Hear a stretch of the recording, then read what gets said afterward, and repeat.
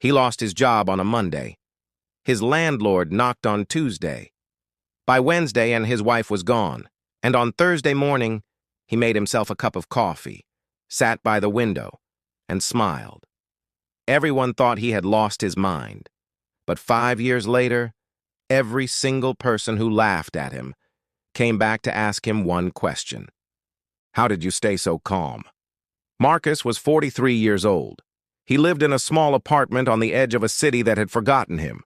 He worked at the same factory for 19 years. Same shift, same machine, same lunch break. He wasn't rich. He wasn't famous.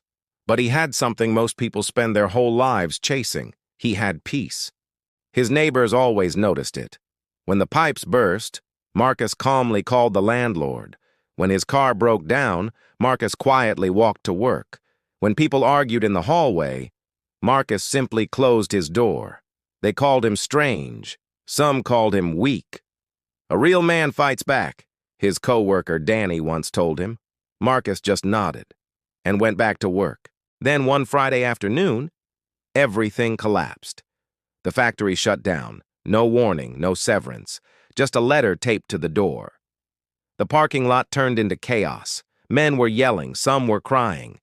Danny punched a wall so hard he broke 2 fingers. And Marcus? He folded his letter, put it in his pocket, and drove home. That night, his wife Sarah watched him eat dinner in silence. She was terrified. They had $400 in their account. Rent was due. "Aren't you scared?" she asked.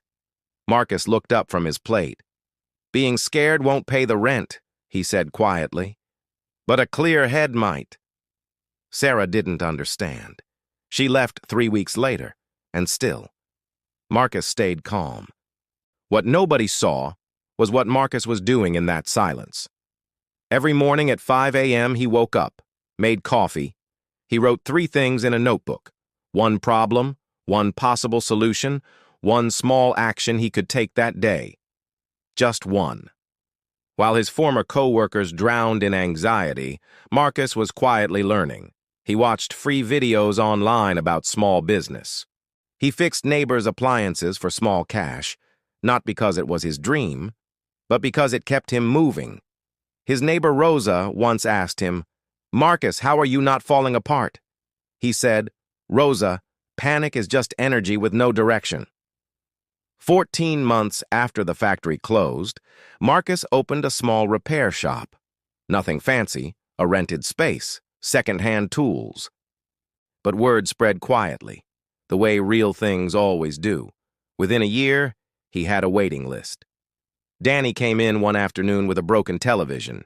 He sat across from Marcus and just stared at him. "How did you know?" Danny asked.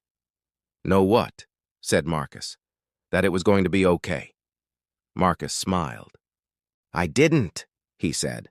"I just knew that panicking would make sure it wasn't." Calm is not weakness. Calm is not giving up. Calm is the only state where your mind can actually solve problems.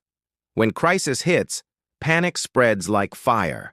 But panic burns everything, including your best options. Marcus lost his job, his savings, his wife, but he never lost his mind. The storm will come for all of us. The only question is, who will you be inside it? If this story made you feel something, hit subscribe. Because every week we tell the stories nobody else is telling. The unseen ones. Next video, a mother nobody noticed did something that stopped an entire room cold. You don't want to miss it.